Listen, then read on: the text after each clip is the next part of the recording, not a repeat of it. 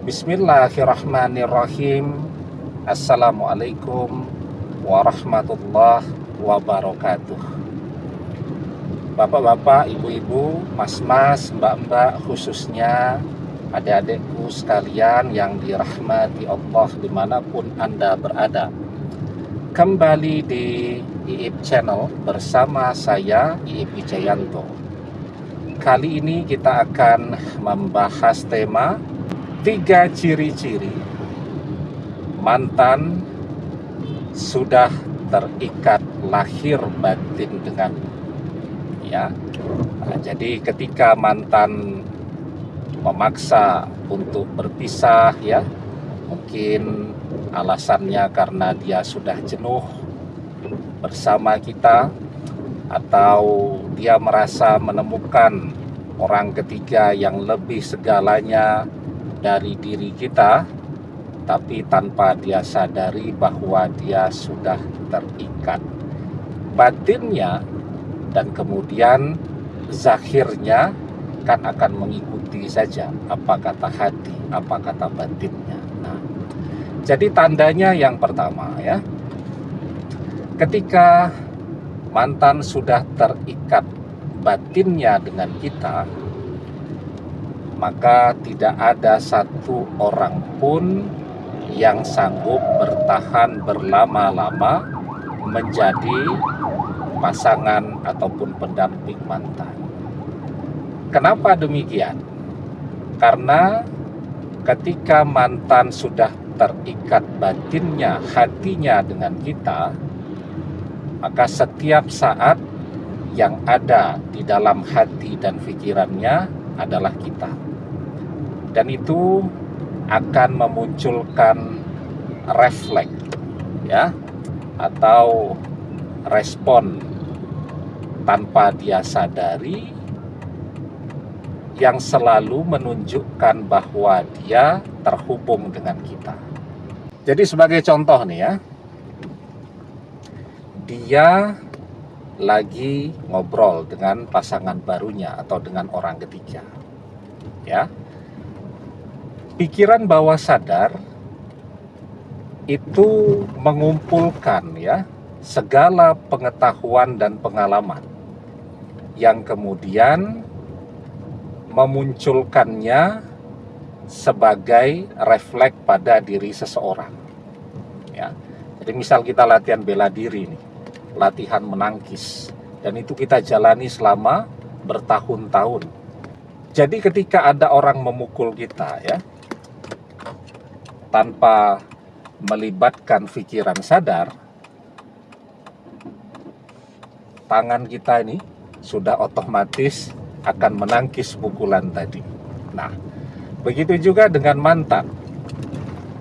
Ketika mantan dan kita bersama selama bertahun-tahun ya, maka pikiran bawah sadarnya akan menyimpan segala pengetahuan dan pengalaman tentang kita, sehingga dia merespon apapun itu sudut pandangnya selalu tentang kita.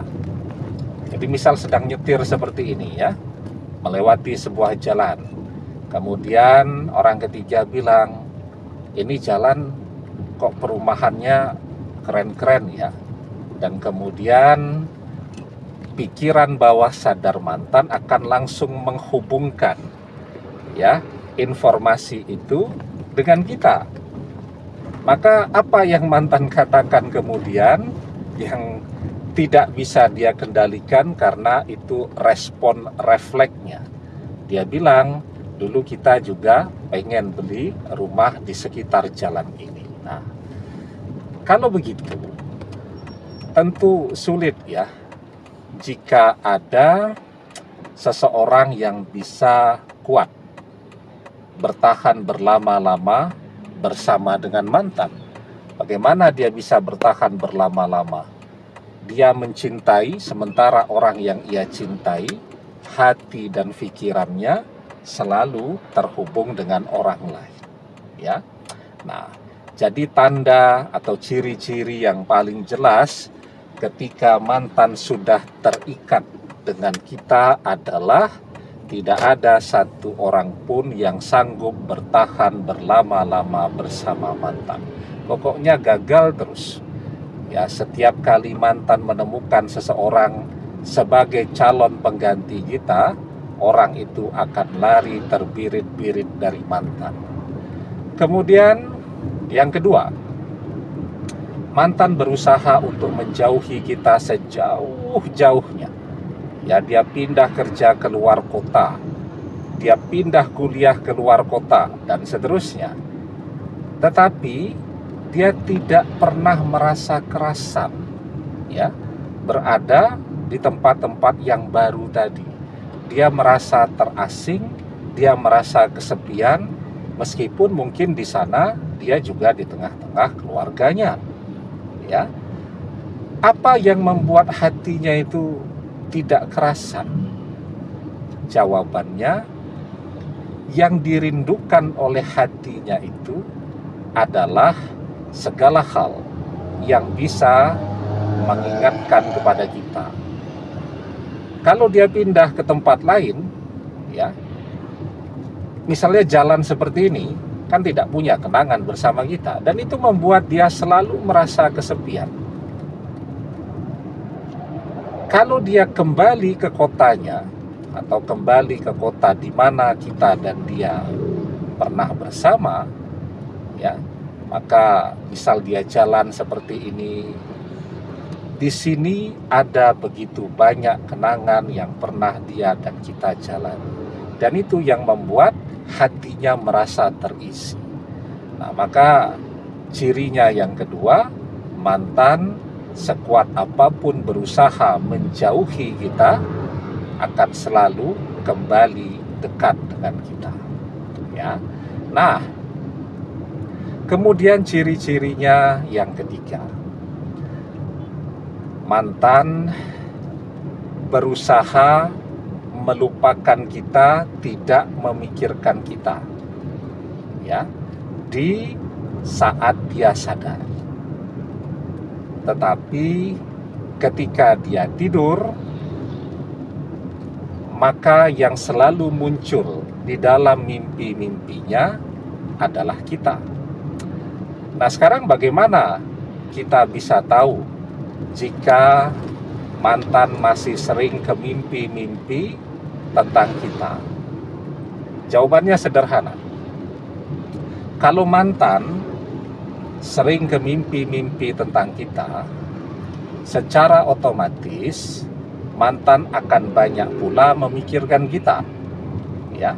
Jadi kan orang habis mimpi itu malam hari, pagi hari jadi kepikiran. Nah, ketika orang kepikiran, melamun, menghayal, tanpa dia sadari, pikirannya akan terkoneksi kuat dengan orang yang dia pikirkan. Maka ketika kita sering, ya, di pagi hari, ya, seharusnya orang aktif bekerja, aktif kuliah, dan seterusnya. Tapi justru yang kita rasakan tiba-tiba teringat mantan, dan kita merasakan ada koneksi yang kuat, itu adalah tanda bahwa mantan sedang memikirkan kita. Kenapa timingnya dia memilih di pagi hari? Karena di malam hari dia terus saja bermimpi tentang kita, yang membuat dia mau tidak mau di pagi hari banyak memikirkan kita. Jadi itu namanya interbrain, ya, koneksi pikiran, ya. Penelitian Profesor Digby Tatum dari Sheffield University. Ketika orang memikirkan orang lain, maka secara otomatis pikiran mereka akan langsung terkoneksi seperti halnya wifi. Nah, ketika ada 3 ciri-ciri ini, maka tanpa mantan sadari, lahir batin dan pikirannya sudah terikat amat sangat kuat dengan kita.